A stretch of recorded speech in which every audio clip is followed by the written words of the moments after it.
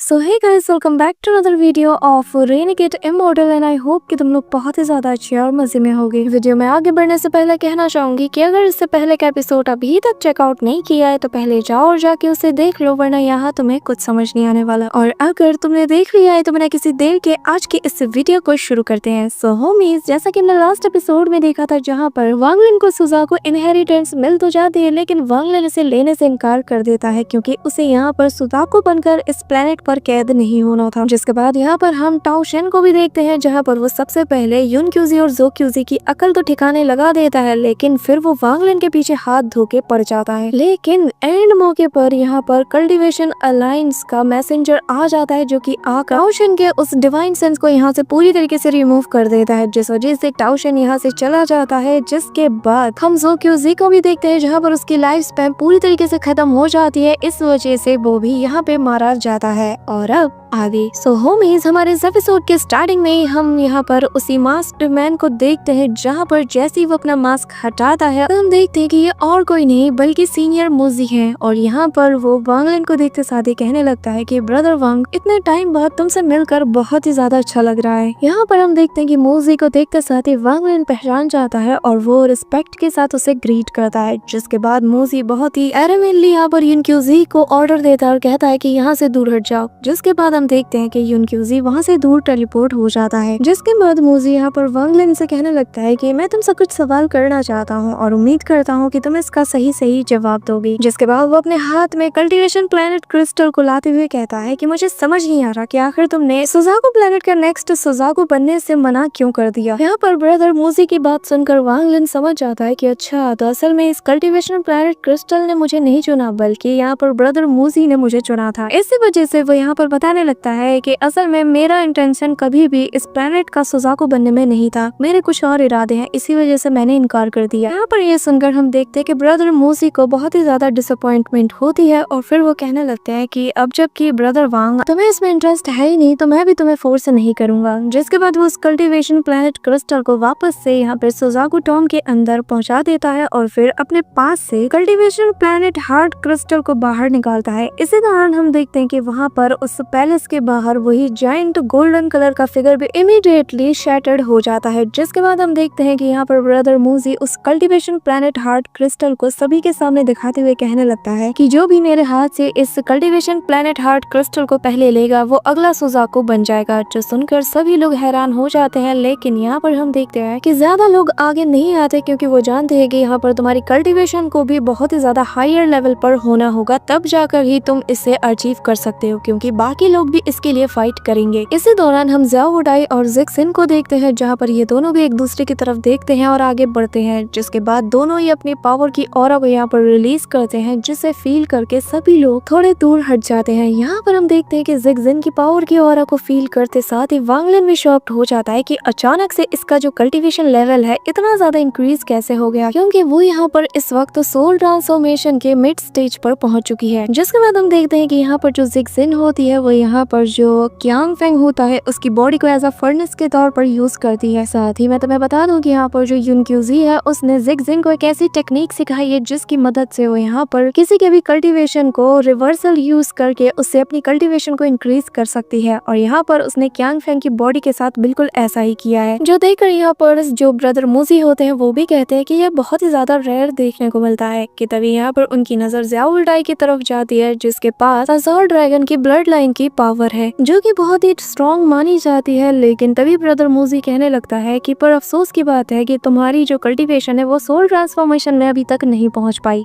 यहाँ पर यह सुनकर जो ज़ाओ वुडाई है वो भी थोड़ा डिसअपॉइंट हो जाता है। जिसके बाद हम देखते हैं कि ब्रदर मोजी अपने उसी कल्टीवेशन हार्ट क्रिस्टल को आगे करते हुए कहता है कि तो फिर आप सभी लोग समझ गए होंगे कि इस रेस का विनर कौन है। जिसके बाद वो कल्टीवेशन हार्ट क्रिस्टल को जिक्सिन की तरफ दिखाते हुए कहने लगता है कि जो अब से सुजाको प्लेनेट का अगला सुजाको होगा वो। कि तभी वांग लिन पीछे से कहता है कि ब्रदर मू, एक मिनट जरा मेरी बात सुने। जो सुनकर यहाँ पर जिक्सिन का चेहरा थोड़ा पीला पड़ जाता है और तभी यहाँ वांग लिन उनके पास आकर कहने लगता है कि ब्रदर मू, भले ही जो ज़ाओ वुडाई है वो अभी सोल ट्रांसफॉर्मेशन पर नहीं पहुंच पाया, लेकिन इसका मतलब ये नहीं कि वो फ्यूचर में कभी पहुंच नहीं सकता। यहाँ पे हम देखते हैं कि जिक्सिन को ये सुनकर बहुत ही ज्यादा गुस्सा आता है और फिर वो कहने लगती है कि वांग लिन, आखिर तुम्हारी कहने का मतलब क्या है। लेकिन वांग लिन इसे कोई भाव नहीं देता और फिर वो यहाँ यहाँ पर ज़ावुडाई के बारे में कहते हुए कहना लगता है कि ब्रदर मू बताइए आपका इसके बारे में क्या ख्याल है। जो सुनकर यहाँ पर ज़िगजिन को और ज्यादा गुस्सा आता है और वो अपनी पावर की ऑरा को रिलीज करते हुए कहती है कि वांग लिन जरा अपनी हद में रहो, क्योंकि तुम्हारा जो 1 बिलियन सोल फ्लैग के जो मेन सोर्स है वो पूरी तरीके से डिस्ट्रॉय हो चुके हैं। तुम्हारे पास अब कोई ऐसा पावरफुल ट्रेजर भी नहीं और ऊपर से तुम सोल ट्रांसफॉर्मेशन के अर्ली स्टेज पे हो और मैं सोल ट्रांसफॉर्मेशन के मिड स्टेज पे, और अब मैं अगर चाहूँ ना तो तुम्हें यूं ही यहाँ पर सेकंड्स में मार सकती हूँ और ये मेरे लिए कोई बड़ी बात भी नहीं होगी। जो सुनकर यहाँ पर वांग लिन स्माइल करता और कहने लगता है अच्छा, पर अगर क्या हो अगर मैं ही यहाँ का अगला सुजाको बन जाऊँ, क्या तब तुम मुझे मार सकती हो। जो सुनकर हम देखते हैं कि ज़िगजिन को और ज्यादा गुस्सा आने लगता है, लेकिन फिर वो यहाँ पर अपने पावर को कंट्रोल करते हुए पीछे हटने लगती है। जिसके बाद ब्रदर मू कहने लगते हैं कि तो क्या ब्रदर वांग तुमने अपना माइंड चेंज कर लिया, क्या तुम अगला सुजाको बनने में इंटरेस्टेड हो। जिस पर वांग लिन कहता है कि ब्रदर मू अगर मैं अगला सुजाको बन भी जाता हूँ तो भी मैं इमीडिएटली ये टाइटल ज़ावुडाई को दे दूंगा। अब जैसा कि तुम सभी को पता है कि जो सुजाको होता है किसी प्लेनेट का तो वो खुद अपनी मर्जी से नेक्स्ट सुजाको चुन सकता है। तो यहाँ पर वांग लिन को ये बात पता थी, इसी वजह से उसने ब्रदर मू से कहा कि अगर मैं बन भी जाता हूँ तो मैं इमीडिएटली इस टाइटल को ज़ावुडाई को दे दूंगा और वो अगला सुजाको बन जाएगा। यहाँ पर वांग लिन के मुंह से ये सारी बातें सुनकर जो ज़ावुडाई था उसके मन में वांग लिन के लिए एक अलग ही रिस्पेक्ट बनने लगती है। जिसके बाद ब्रदर मू हंसते हुए कहने लगते हैं कि ठीक है फिर मैं समझ गया। जिसके बाद वो हवा में फ्लोट करते हुए कहने लगते हैं कि तो आज से जो 15th जनरेशन का सुजाको होगा वो तुम होगे। यहाँ पर ये कहते साथ ही वो यहाँ पर सुजाको इनहेरिटेंस को उसके फोरहेड में कार्व करना शुरू कर देते हैं। जिसके बाद वो पानी में एक वर्टेक्स को बनाकर एक ऐसी जगह को क्रिएट कर देते हैं जहाँ पे जाकर ज़ावुडाई और ज्यादा अच्छे से कल्टीवेट कर ले और जल्द से जल्द सोल ट्रांसफॉर्मेशन तक पहुँच जाए। इसी के साथ गाइस हम देखते हैं कि फाइनली ज़ावुडाई नेक्स्ट सुजाको बन जाता है और वो वांग लिन को इशारों में ग्रीट करते हुए उस वर्टेक्स के अंदर चला जाता है। इसी दौरान हम देखते हैं कि यहाँ पर ब्रदर मू सीधा यन क्यूजी जो कि इस वक्त इमॉर्टल क्लैन को लीड कर रहा था उससे कहने लगता है कि हाँ तो रही बात तुम्हारे इमॉर्टल क्लैन के मेंबर्स की, तो तुम लोग इस सुजाको प्लेनेट के 1/3 हिस्से पर रूल कर सकते हो, लेकिन बदले में तुम्हें मुझे हर 1000 साल के बाद अपने इमॉर्टल क्लैन के किसी 9 लीफ का समन या उससे ऊपर के बंदे की खोपड़ी मुझे देनी होगी। अगर तुम्हें ये मंजूर है तो ही तुम यहाँ इस प्लेनेट पर रह सकते हो। यहाँ पर हम देखते हैं कि बढ़ता क्या नहीं करता वाली सिचुएशन हो जाती है। इसी वजह से युनक्यूजी ना चाहते हुए भी मान जाता है। जिसके बाद वो यहाँ पर अपने क्लैन के बाकी के मेंबर्स के साथ यहाँ से डिसअपियर हो जाता है। जिसके बाद यहाँ पर वांग लिन ब्रदर मू का शुक्रिया अदा करता है, जिस पर वो कहता है कि इसमें शुक्रिया की कोई बात नहीं, और वैसे भी वांग लिन मैं उम्मीद करता हूँ कि फ्यूचर में शायद मुझे कभी हेल्प पड़े तुम्हारी और तुम तब मना नहीं करोगे। जिस पर वांग लिन हाँ में जवाब देता है। जिसके बाद ब्रदर मू यहाँ पर वांग लिन से कहता है कि मुझे जल्द से जल्द जाकर कल्टीवेशन अलायंस में सारी रिपोर्ट देनी होगी, तो अगर तुम चाहो तो मेरे साथ चल सकते हो। जिस पे वांग लिन कहता है कि मुझे अभी भी यहाँ पर कुछ मामले हैं जिन्हें निपटाने होंगे, उसी के बाद मैं कहीं पर आ जा सकता हूँ। जो सुनकर यहाँ पर जो ब्रदर मू होते हैं वो वांग लिन को एक सील देते हैं और कहने लगते हैं जैसे अपने इमॉर्टल पावर के साथ फ्यूज करना, जिसके जरिए से तुम यहाँ से फिर निकल पाओगे। उसके बाद ब्रदर मू यहाँ से जाते हुए कहने लगते हैं कि वांग लिन इमॉर्टैलिटी की जो जर्नी है ये बहुत ही ज्यादा लंबी है, तो मुझे उम्मीद है कि एक दिन आएगा जब हम दोबारा जरूर मिलेंगे। ये कहते साथ ही वो वहाँ से चले जाते हैं और फिर वांग लिन में यहाँ बाहर आ जाता है। लेकिन जाते हुए वो अपने मन में कहता है कि फाइनली वानियर और मैंने हमारे सोल के उस फ्रेगमेंट को आजाद कर लिया है और अब आज के बाद कोई भी हमारे सोल के जरिए से हमें कंट्रोल नहीं कर पाएगा। इसी दौरान वो 1 मिलियन सोल फ्लैग के बारे में कहता है कि हालांकि ये बहुत ही ज्यादा पावरफुल है लेकिन ये बहुत बुरी तरीके से डैमेज हो चुका है और यहाँ से निकलने के बाद मैं सबसे पहले इसे ही रिपेयर करूंगा और जिसके लिए मुझे बहुत से सोर्स को कलेक्ट करने होंगे।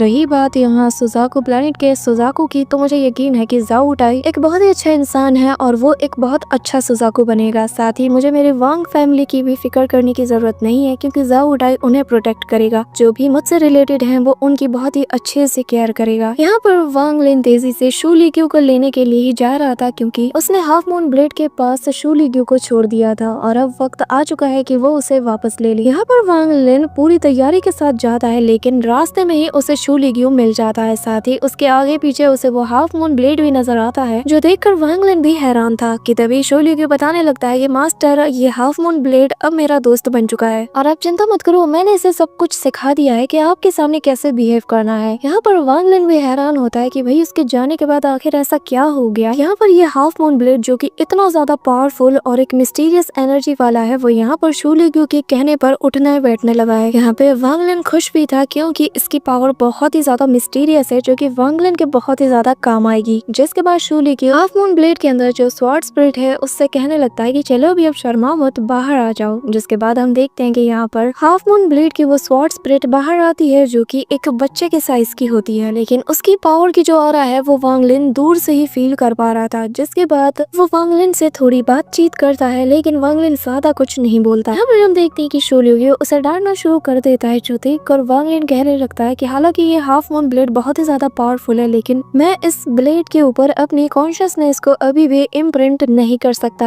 लेकिन मैं हैरान हूँ कि ये शू ल्यूक्यू से इतना ज्यादा अटैच्ड हो चुका है कि उसके जरिए से मैं इनडायरेक्टली इस हाफ मून ब्लेड को कंट्रोल जरूर कर पाऊंगा। यकीन नहीं होता कि शू ल्यूक्यू इतना ज्यादा काम का होगा। जिसके बाद हम शू ल्यूक्यू को देखते हैं जहाँ पर वो वांगलिन के सामने फ्लेक्स मारते हुए कहने लगता है कि चलो अब वापस चलते हैं। इसी के साथ ब्रदर मूजी के दिए हुए उस सील के जरिए से वांगलिन सुजाकू टॉम से पूरी तरीके से बाहर निकल जाता है। इसी के साथ 1 साल बीत जाता है और यहाँ पर वांगलिन ने बहुत ही अच्छे से प्रैक्टिस भी कर ली थी और यहाँ पर साथ ही उसने अपने बाकी के वो सारे मैटर्स जो कि उसे क्लियर करने थे सुजाकू प्लेनेट को छोड़ने से पहले उन सभी को कर लिया। और फिर वांगलिन हमें बताने लगता है कि बीते 1 सालों में इमोर्टल क्वेन सुजाकू प्लेनेट के नॉर्थ वेस्ट की तरफ शिफ्ट हो चुकी है। जिसके बाद जो जंग चलती आ रही थी वो भी अब पूरी तरीके से बंद हो चुका है और दोनों तरफ के लोगों की जाने भी बहुत ज्यादा गई हैं। और रही बात ज़ाओ टाई की, तो उसने यहाँ सुजाकू प्लेनेट की जिम्मेदारी बहुत ही अच्छे से संभाली है और वो जानता था कि इस वक्त लोगों को कन्विंस करना डिफिकल्ट होगा। इसी वजह से वो माउंट सुजाकू में क्लोज डोर कल्टीवेशन में बिजी है ताकि वो और ज्यादा पावरफुल हो जाए। साथ ही यहाँ पर वो ल्यू मेई और जिगजिन के बारे में बताता है और कहता है कि मैंने सुना है कि उन दोनों ने ही इस प्लेनेट को बहुत पहले ही छोड़ दिया है। हालांकि मेरा प्लान ये था कि मैं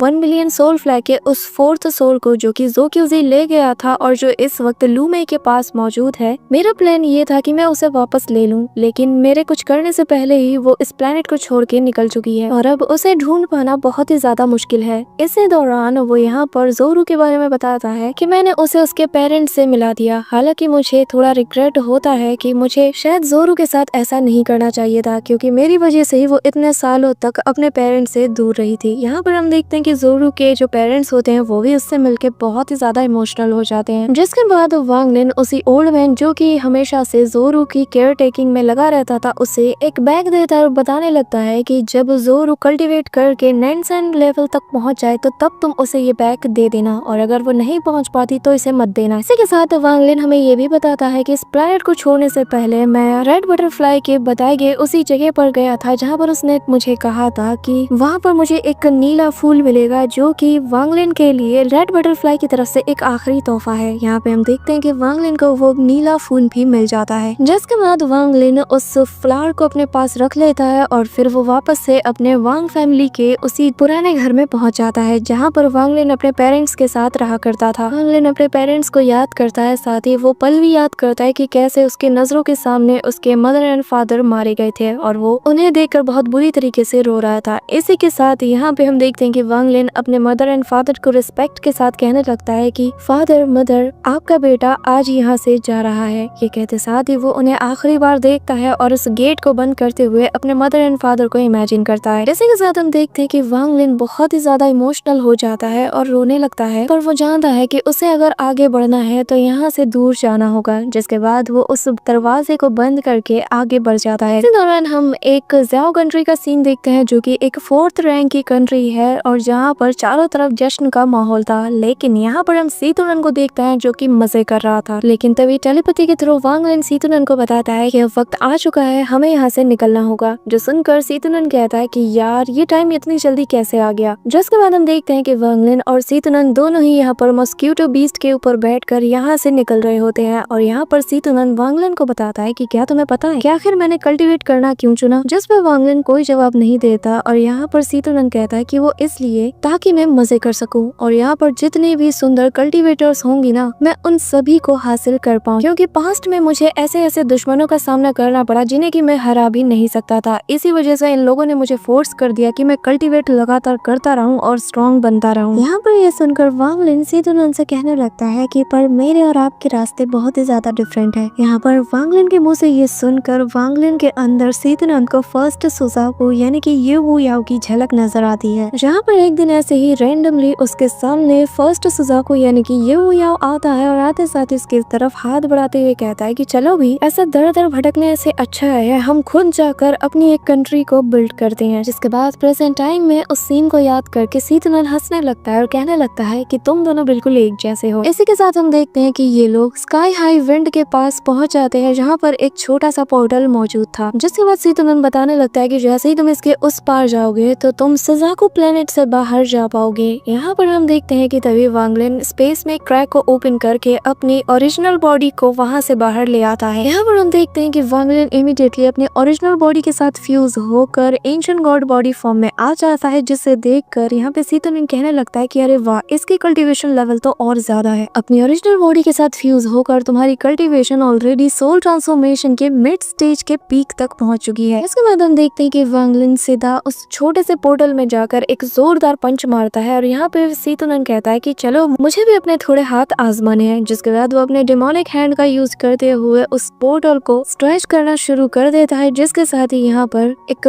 पावरफुल फोर्स सभी को फील होती है। और यहाँ पर ज़्याओ वुटाई अपनी आंखें खोलकर कहने लगता है कि ब्रदर वांग, मैं उम्मीद करता हूँ कि आपका आगे का सफर बहुत ही ज्यादा अच्छा होगा। इसी दौरान हम देखते हैं कि जो नॉर्थ वेस्ट साइड में इमोर्टल क्लैन का जो लीडर मौजूद था यानी कि युन क्यूजी, वो भी आसमान की तरफ देखते हुए कहने लगता है कि यंगर जनरेशन हमें बहुत ही जल्द सरपास करके रख देगी। यहाँ पर हम देखते हैं जो अपनी जोरू होती है वो भी आसमान में इस पावर को देखकर समझ जाती है कि यहाँ पर वांग लिन यानी उसका अंकल वांग लिन अभी यहाँ पर इस प्लेनेट को छोड़कर जा रहा है। वहीं दूसरी तरफ हम वांग फैमिली के लोगों को भी देखते हैं जहाँ पर वो लोग भी रिस्पेक्ट के साथ अपने एंसेस्टर वांग लिन को वहाँ से विदा करते हैं। इसी के साथ सीन शिफ्ट होता है और हम यहाँ पर सीतुनन और वांग लिन को देखते हैं जहाँ पर दोनों स्टार कंपस के ऊपर होते हैं। और यहाँ पे सीतुनन कहता है कि हाँ, ये बड़ी कमाल की चीज है। इस स्पीड के साथ तो हम 1 महीने में उस ट्रेड प्लेनेट पर पहुंच जाएंगे जहाँ पर जाकर मुझे कुछ सामान लेना है। जिसके बाद सीतुनन अपने पास से एक बैग को निकालकर वांग लिन की तरफ देते हुए कहता है कि मैं जाते वक्त एक बार इमोर्टल क्लैन के पास गया था और मुझे उनके पास से ये चीज मिली, साथ ही अदर चीज भी थी, लेकिन मुझे लगा ये तुम्हारे काम आएगा। यहाँ पर जैसे ही वो उसके अंदर एक स्कल को देखता है तो वांग लिन उनका शुक्रिया अदा करता है। जिस पर यहाँ पे सीतुनन कहता है कि तुम्हें क्या लगता है, तुम इतने बड़े प्लेनेट पर जा रहे हो, मैं नहीं चाहता कि तुम रोज रोज किसी न किसी से पंगा लेते रहो और यहाँ पर अपनी हालत खराब कर लो। इसीलिए मैं तुम्हें कुछ चीजें बताना चाहता हूँ। देखो, मैजिकल ट्रेजर्स होना अच्छी बात है, लेकिन अगर तुम्हें एक महान कल्टीवेटर बनना है तो तुम्हें ट्रेजर्स पर डिपेंड नहीं रहना है। इसी वजह से मैं तुम्हें आज बहुत ही 3 यूनिक ट्रिक्स सिखाने वाला हूँ। ये 3 ऐसे मूव्स हैं जिन्हें की डेथ मूव्स भी कहा जाता है और ये अटैकिंग में बहुत ही ज्यादा काम आएगी। जिसके बाद वो बताने लगता है कि मेरे ये जो 3 मूव्स हैं या फिर तुम 3 टेक्निक कह लो, इन्हें मैंने अपनी 10,000 साल की कल्टीवेशन से सीखा है और वांग लिन, आज से पहले मैंने कभी भी किसी को इसके बारे में नहीं बताया और तुम वो पहले इंसान हो जिसे कि मैं ये सिखाने वाला हूँ। जिसके बाद सीतुनन यहाँ पर अपने बॉडी के चारों तरफ डेमोनिक एनर्जीज को गैदर करता है और यहाँ पर एक मीटियर को टारगेट बनाकर उस पर अपनी डेथ फिंगर को चल देता है, जिसे कि वो निर्वाणा फिंगर का नाम देता है। यहाँ पर हम देखते हैं कि उसके अटैक से वो मीटियर पूरी तरीके से चकनाचूर हो जाता है। जिसके बाद वो हवा में फ्लोट करता है और यहाँ पर अपनी पावर्स को गैदर करके इन्हें एक जगह पर कलेक्ट करने की कोशिश करता है। जिसके बाद वो यहाँ पर अपनी डेमोनिक फिंगर को चल देता है, जिससे यहाँ पर आसमान में चारों तरफ हमें फ्लेम नजर आती है, जो देखकर वांग लिन समझ आता है कि ये डेमोनिक फ्लेम है। इसी के साथ यहाँ पर सीतुनन वांग लिन से कहता है कि अब जरा गौर से देखना क्योंकि ये आखिरी और सबसे पावरफुल ट्रिक है। जिसके बाद वो यहाँ पर अपनी आईज को ओपन करता है जिसमें कि हमें फुल अमाउंट में डेमोनिक एनर्जी नजर आती है। जिसके बाद हैंड साइन बनाते हुए जमीन पर एक फॉर्मेशन को क्रिएट करता है और जैसे ही अपना हाथ जमीन पे दे मारता है, यहाँ पर जो सीतुनन होता है इसके पीछे एक जायंट सा गेट अपीयर होता है जिसके अंदर से बहुत बड़े बड़े जायंट डेमोनिक हैंड्स बाहर आते हैं। जिसके बाद 2 फिंगर सीधा वांग लिन की तरफ बढ़ती है और फिर सीतुनन उससे कहने लगता है कि चलो भी अब देखते हैं कि आखिर तुमने कितना सीखा है। और यहाँ पर सीतुनन और वांग लिन दोनों एक दूसरे से फाइट करना शुरू कर देते हैं। ऐसे ही हम देखते हैं कि 1 महीना बीत जाता है और यहाँ पर सीतुनन ने वांग लिन को बहुत सी चीजें सिखाई थी। जिसके बाद वो कहने लगता है कि ठीक है, फिर मुझे लगता है कि मैं जो भी तुम्हें सिखा सकता था मैंने सिखा दिया, और अगर तुम्हें अभी भी ऐसा कुछ लगता है कि तुम नहीं समझे तो तुम मुझसे पूछ सकते हो, मैं तुम्हें दोबारा समझा दूंगा। जिसमें वांग लिन कहता है कि सीतुनन, मुझे एक बात बताइए कि आखिर एक्सेलेंट लेवल के बाद कौन सा रियलम आता है, मेरा मतलब कि कल्टीवेशन का पीक क्या है। जिस पर सीतुनन कहता है कि जितने भी कल्टीवेटर्स रहे हैं उन सभी को यही लगता है कि इन सब की शुरुआत दाव को प्रैक्टिस करने से होती है, जिसके अकॉर्डिंग तुम्हें सबसे पहले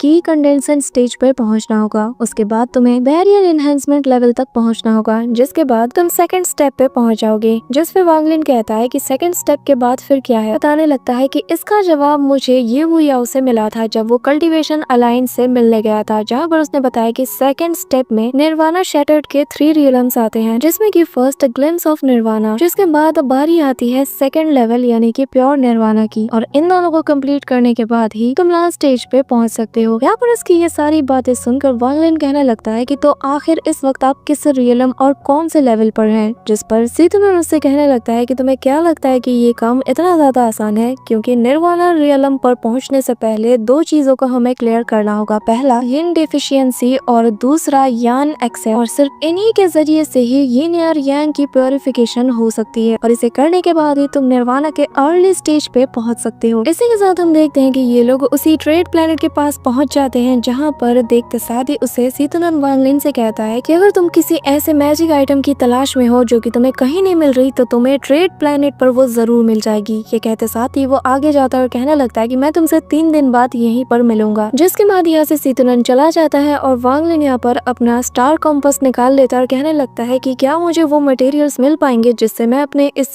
स्टार कॉम्पस को इनहेंस कर पाऊँ। जिसके बाद वांग लिन अपने स्टार कॉम्पस को रख लेता है और सीधा उसी ट्रेड प्लेनेट की तरफ बढ़ने लगता है। जिसके साथ ही हमें ट्रेड प्लेनेट के एक मिंगकुन सिटी का सीन दिखाया जाता है, जहाँ पर बहुत से कंट्री के और बहुत से प्लेनेट के लोग यहाँ पर ट्रेड करने के लिए आए थे। जिसके बाद हम वांग लिन को देखते हैं, जहाँ पर वो यहाँ पर आते साथ ही कहने लगता है कि यहाँ पर तो बहुत ही ज्यादा भीड़ है, लगता है मैं जिस चीज की तलाश कर रहा हूँ उसे ढूंढने में मुझे बहुत ही ज्यादा टाइम लगेगा। यहाँ पर हम देखते हैं कि लोगों की खचाखच भीड़ होती है। जिसके बाद वांग लिन अपने पास से उसी चीज को निकालता है। यहाँ पर हम देखते हैं कि वांग लिन वही वुड स्टोन को ढूंढ रहा था और कहने लगता है कि उम्मीद करता हूँ कि मुझे ये चीज जल्द से जल्द मिल जाए। एंड गाइस, यहाँ पर हम वांग लिन का एक न्यू लुक भी देखते हैं और यहाँ पर इसका ड्रेस वांग लिन के डोमेन से इंस्पायर्ड है। जिसके साथ ही हम देखते हैं कि वांग लिन कहता है कि उम्मीद करता हूँ कि मुझे इस वुड स्टोन के अलावा वो स्नो इंक भी यहाँ पर मिल जाएगी। इसी के साथ हम देखते हैं कि वांग लिन एक बहुत ही बड़े स्टोर के पास पहुंच जाते हैं, जिस स्टोर का नाम शेंग स्टोर होता है। यहाँ पर वांग लिन कहने लगता है कि उम्मीद करता हूँ जो ढूंढ रहा हूँ उसके बारे में यहाँ कोई ना कोई इन्फॉर्मेशन मिल जाएगी। यहाँ पर वांग लिन जैसे अपना एक कदम आगे बढ़ाता है कि तभी यहाँ पर एक बैरियर ट्रिगर हो जाता है और वांग लिन की तरफ एक उड़ता हुआ अटैक आता है, जिससे कि वांग लिन बहुत इजीली डॉज कर लेता है। जिसके बाद हम देखते हैं कि यहाँ पर एक पर्पल कलर की ड्रेस में एक बंदा अपीयर होता है, जो कि वांग लिन से कहता है कि तुम अंदर नहीं जा सकते क्योंकि यहाँ अंदर एक बहुत ही नोबेल पर्सन बैठे हैं और आखिर तुम होते कौन हो हमारी परमिशन के बिना अंदर जाने वाले। यहाँ पर ये कहते साथ ही वो वांग लिन पे अटैक करता है, लेकिन वांग लिन इमीडिएटली वहाँ से टेलीपोर्ट होकर उसके पीछे आ जाता है और फिर वो अपनी सेलेस्टियल स्पिरिचुअल एनर्जी से उस पर अटैक भी करता है, जिससे वो बंदा थोड़ा इंजर्ड भी हो जाता है। लेकिन वो अगले ही पल वांग लिन पर दे दनादन मुक्कों की बारिश करने लगता है और वांग लिन इससे भी खुद को बचा लेता है। और फिर हम देखते हैं कि वो यहाँ पर अपना एक फॉर्मेशन क्रिएट करके इस बंदे को उसमें सील करने लगता है, जो देखकर वो बंदा अपने मास्टर को आवाज देता है और कहता है कि प्लीज मेरी मदद कीजिए। कि तभी हम देखते हैं कि अंदर से एक उड़ता हुआ कप आता है, जो कि इमीडिएटली एक जायंट कप में ट्रांसफॉर्म हो जाता है। लेकिन वांग लिन यहाँ पर अपनी पावर का यूज करके उसे वापस से श्रिंक करके सीधा उस सर्वेंट के पेट में दे मारता है, जिससे हम देखते हैं कि वो बंदा उड़ता हुआ जाकर सीधा उस शॉप में गिरता है। जिसके बाद हम देखते हैं कि वांग लिन ने उसके इटर्नल फाउंडेशन को पूरी तरीके से डिस्ट्रॉय कर दिया है। यहाँ पर तभी हम देखते हैं कि उसका मास्टर बाहर आता है, जिसने कि पर्पल कलर के ही कपड़े पहने हुए थे। साथ ही उसके हाथ में एक फैन होता है और हमें इसका नाम बताया जाता है, जो कि बाई वेई होता है। और यहाँ पर बाई वेई आते साथ ही कहने लगता है कि मानना पड़ेगा तुम कोई ऑर्डिनरी पर्सन तो हो ही नहीं सकते, वरना तुम मेरे इस अटैक को इतने इजीली कैसे हैंडल कर पाते। तो क्या तुम मुझे अपना नाम बताना चाहोगे? जिस पर वांग लिन बिना किसी संकोच के अपना नाम बताता है और कहता है कि मेरा नाम वांग लिन है। जिस पर वो बताने लगता है कि अच्छा वांग लिन, वैसे मेरा नाम बाई वेई है। इसी दौरान उसका सर्वेंट आकर कहता है कि मास्टर इसे मार दीजिए, इसने मुझ पर अटैक किया। जिस पर हम देखते हैं कि बाई वेई उसे इग्नोर करते हुए कहता है कि मेरे सर्वेंट को ना थोड़ा इग्नोर करो, वैसे मैं यहाँ पर तियानियन प्लेनेट से आया हूँ, तुम कहाँ से आए हो? जिस पर वांग लिन कोई जवाब नहीं देता और कहने लगता है कि मैं एक एक्सप्लोरर हूँ और मुझे एक्सप्लोर करना पसंद है। यहाँ पर यह सुनकर जो बाई वेई होता है उसे लगता है कि वांग लिन उससे झूठ बोल रहा है, जिस वजह से बाई वेई कहने लगता है कि अगर तुम मुझे नहीं बताना चाहते तो कोई बात नहीं, लेकिन मेरे जो मास्टर है ना उनका बहुत ही जल्द बर्थडे आने वाला है। तो वांग लिन अगर तुम चाहो तो तुम तियानियन प्लेनेट में आकर उससे जश्न का हिस्सा बन सकते हो, और अगर तुम आते हो तो मैं वहाँ पर तुम्हें होस्ट करूंगा। यहाँ पर ये सुनकर वांग लिन रिस्पेक्ट के साथ उसे ग्रीट करता है, जिसके बाद ये दोनों भी यहाँ से चले जाते हैं और वांग लिन भी अपने रास्ते निकल जाता है। इसी दौरान वांग लिन एक शॉप में जाता है, जहाँ पर उसे स्नो इंक मिल तो जाती है, लेकिन वो बहुत ही ज्यादा एक्सपेंसिव होता है। इसी वजह से वांग लिन वहाँ से निकलने लगता है। टेलीपैथी के थ्रू वो सीतुनन से कहने लगता है कि मुझे जो सामान चाहिए था वो मिल तो गया है, लेकिन उनमें से एक बहुत ही ज्यादा एक्सपेंसिव है। लेकिन यहाँ पे हम देखते हैं कि सीतुनन ने तो चारों तरफ डाका डाल दिया था, यहाँ पर कोई एक शॉप नहीं बचा था जिसे कि सीतुनन ने ना लूटा हो। और अब वो वांग लिन के स्टार कंपास में बैठकर वहाँ से एस्केप करने लगता है, लेकिन उसके पीछे बहुत बड़े बड़े लोग पड़े थे, जो देखकर सीतुनन कहता है कि आखिर तुम लोग मेरे पीछे क्यों पड़े हो, मैं कोई लड़की थोड़ी ना हूँ। जिसके बाद वो उन्हें चिढ़ाना शुरू कर देता है। जिसके बाद वांग लिन अपने स्टार कंपास की स्पीड को और ज्यादा बढ़ा देता है और यहाँ से ये दोनों निकल जाते हैं। जिसके बाद हम देखते हैं कि सीतुनन वांग लिन को वो स्नो इंक की बोतल दे देता है। जिसके बाद सीतुनन यहाँ पर एक कोने में जाके बैठ जाता है और वांग लिन को बताने लगता है कि मेरा डेस्टिनेशन आने ही वाला है और अब मुझे तुमसे अलग होना पड़ेगा।